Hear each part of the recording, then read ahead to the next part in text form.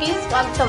Pinakini youth welfare association మరియు రత్నం charitable trust సంయుక్త ఆధ్వర్యంలో బుధవారం నెల్లూరులోని మినీ టౌన్ హాల్ నందు డాక్టర్ రాచపాలెం రఘు రచించిన రఘు 100 సరాలు పుస్తకావిష్కరణ ఘనంగా జరిగింది. పద్య కళా పరిషత్ అధ్యక్షులు కీర్తిశేషులు మెట్టు రామచంద్ర ప్రసాద్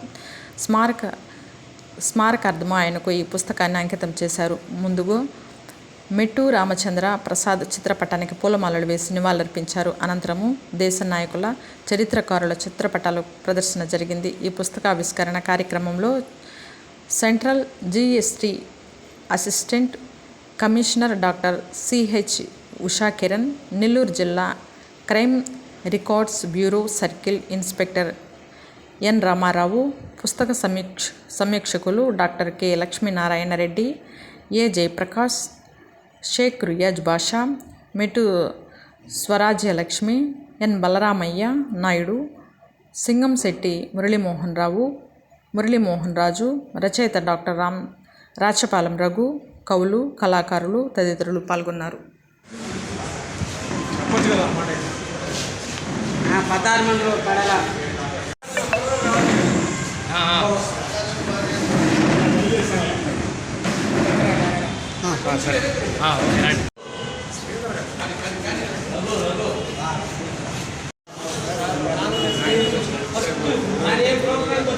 సార్ చూడండి.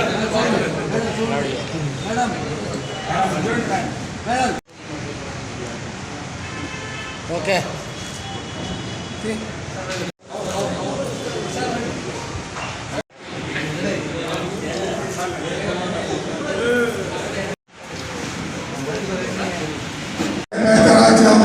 చిన్న రాజ్యాన్ని అనగలుగుతుంటే ఆ చిన్న రాజ్యం వైపు నేను నిలబడతానంటాడు.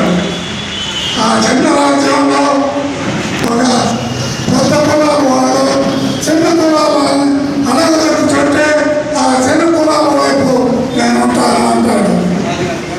అదే రాజ్యంలో ఒక పెద్ద మతం చిన్న మతాన్ని అనగలుగుతుంటే ఆ చిన్న మతం వైపు నేను ఉంటాను. అదే రాజ్యంలో స్త్రీలను అనగలుగుతుంటే పురుషులు స్త్రీల వైపు నేను నిలబడతాను ఉంటాడు. ఆ స్త్రీలలో కింద కులాలు బానిసలు, చిన్న కులాల వాళ్ళని ఆ పెద్ద స్త్రీలు అనగలుగుతుంటే ఆ కళకు తిట్టి స్త్రీల వైపు నేను నిలబడతాను అంటాడు. అది ఆయన గొప్పతనం. ఎన్నో విశ్వమానవుడు అంటారు. ప్రపంచమంతా తిరిగాడు. ఆయన చదువుకున్నది 5వ తరగతి, ఇంగ్లీష్ అనర్గళంగా మాట్లాడుతుంది. ప్రపంచ దేశాలన్నీ తిరిగాడు. ఆయన ఫైనల్గా ఆయన చెప్పింది ఏంటంటే ఈ ప్రపంచం అందరూ సాహిత్యం అంటే ఆయనకి ఎంత ఇష్టమో, రాత్రి 2 అయినా కానీ 3 అయినా కానీ పుస్తకాలు రామాయణం భాగవతం చదువుకుంటా, ఎవరైనా థీసిస్ ఇస్తే దాన్ని కరెక్షన్ చేసుకుంటా, ఒక క్షణం కూడా ఆయన విరామం ఉండేది కాదు. చేస్తే బిజినెస్ లేదంటే సాహిత్యం. ఆయన నిజంగా దేంట్లో అయినా పరకాయ ప్రవేశం చేసేవారు. ఎట్లా అంటే ఇప్పుడు సాహిత్యం చదువుతుంటే సాహిత్యవేత్తగా ఉండేవాళ్ళు, వ్యాపారం చేస్తూ ఉంటే వ్యాపారవేత్తగా మాట్లాడేవాళ్ళు. అంటే దాంట్లోకి ఆయన పరకాయ ప్రవేశం చేయగలిగే శక్తి ఆయనకు ఉండేది. మనవరాలతో మాట్లాడుకుంటూ ఉంటే వాళ్ళ వయసుకు వచ్చేసి ఆయన పిల్లర్లా మారిపోయి ఆయన వాళ్ళగా ఆడుకునేవాళ్ళు.